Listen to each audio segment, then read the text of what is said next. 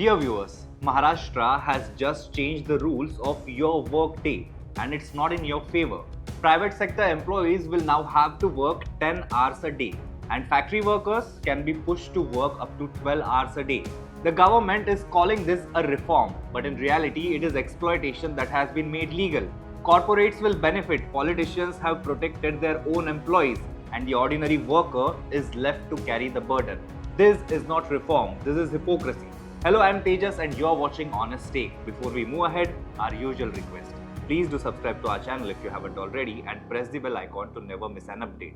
And if you work in the private sector in Maharashtra, do watch this video till the end. On September 3rd, 2025, the Maharashtra cabinet made a decision that will reshape the daily lives of millions of private sector workers, and not in a good way. They quietly approved amendments to two critical labor laws, the Factories Act of 1948 and the Maharashtra Shops and Establishments Act of 2017. In plain English, this means your work day just got longer, from 9 hours to 10 hours if you are in a private establishment. And if you are in a factory, you could be staring down 12-hour shifts. The government calls it reform, but let's be real. This is nothing more than exploitation dressed up to look shiny and new. Now, if you listen to the official line, this is being done to attract investment. Maharashtra, we are told, needs to compete with Karnataka, Tamil Nadu, Telangana, Uttar Pradesh, even Tripura. All of them have already tweaked labor laws to make themselves business friendly. That's the pitch. Investment will come, jobs will increase, and workers will benefit. Sounds neat on paper, doesn't it? But scratch the surface and what do you find? This isn't about workers. This is about industrial lobbies pushing the government to legalize what is already happening behind the closed doors. Even the state's own labor minister admitted it. He said in many private establishments, people already work more than 9 hours, but they don't get paid for it. Instead of cracking down on that exploitation, the government has chosen to make it legal. Imagine that. Instead of punishing the rule breakers, they changed the rule book. The real winners are corporations and industrial houses. They get the same number of employees doing more work for roughly the same cost. Sure, the government says overtime will now mean double pay. But here is the trick. When you increase allowable overtime, companies don't have to hire extra workers. They just stretch the existing ones thinner. There is another sweet deal buried inside. Establishments with fewer than 20 employees are now exempt from registration requirements. Translation: more unregulated workplaces, less accountability, and even fewer protections for workers. Here is the part that should make your blood boil. This law applies only to the private sector. Government employees, they are untouched. Their cushy 9 to 5 lives remain exactly the same. Fixed hours, increments, pensions, paid holidays, job security, everything intact. Meanwhile, the private sector worker who pays the highest share of taxes, who shoulders the pressure of India's growth story, is told, tighten your belt, give us another hour every single day, and be grateful. A government that calls itself the servant of the people is protecting its own employees while pushing everyone else into longer, more exhausting days. If that's not hypocrisy, what is? The government says longer hours mean higher productivity. That's laughable. Every serious study across the world says the opposite. Productivity peaks at 4 to 5 hours of focused work.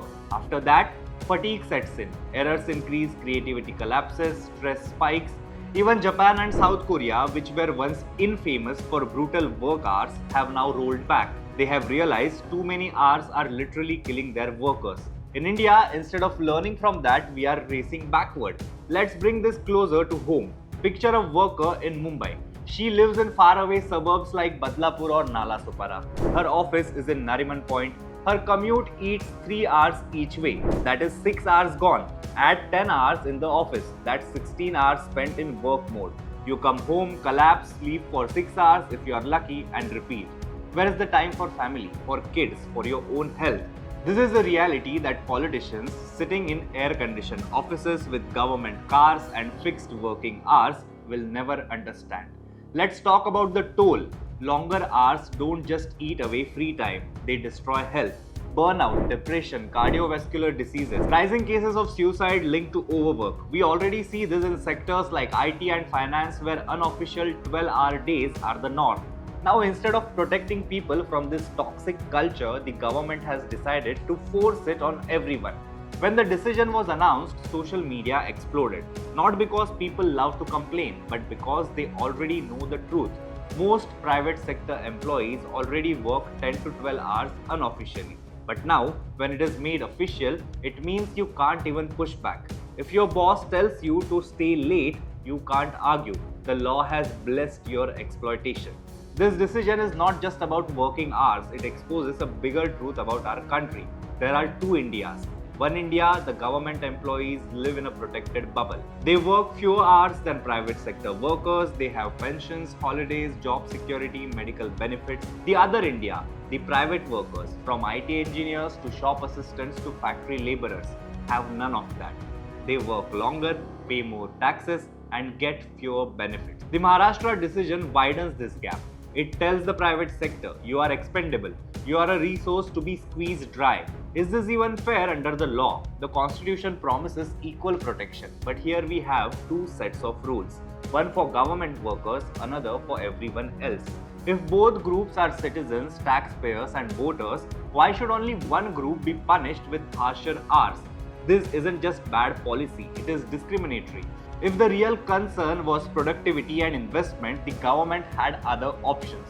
Enforce the existing 9-hour limit properly instead of changing the law. Improve infrastructure so people waste less time in traffic. Use technology and skill development to make workers more efficient, not more exhausted. And set the same rules for public and private employees. If 10 hours is so beneficial, why not start with the Mantralaya staff? Strengthen worker protections instead of diluting them. But none of that happened. Why? Because corporations don't demand it. Lobbies don't pay for it. This 10-hour workday decision is not progress. It is regression. It is a betrayal of the very people who keep the wheels of Maharashtra turning. The government has chosen to legalize exploitation instead of stopping it. It has chosen to protect its own employees while sacrificing private workers. And it has chosen to sell the dream of investment at the cost of human dignity. This isn't reform, this is surrender to industrial lobbies, to corporate greed, and to a broken idea of progress. And unless people speak up, unless this decision is challenged, Maharashtra risks turning into a laboratory for modern day bonded labor, dressed up as global competitiveness. The working people of this state deserve better, much better. That's all on today's Honest Take with me, Tejas. Until next time, stay sharp, stay curious, and never stop asking tough questions.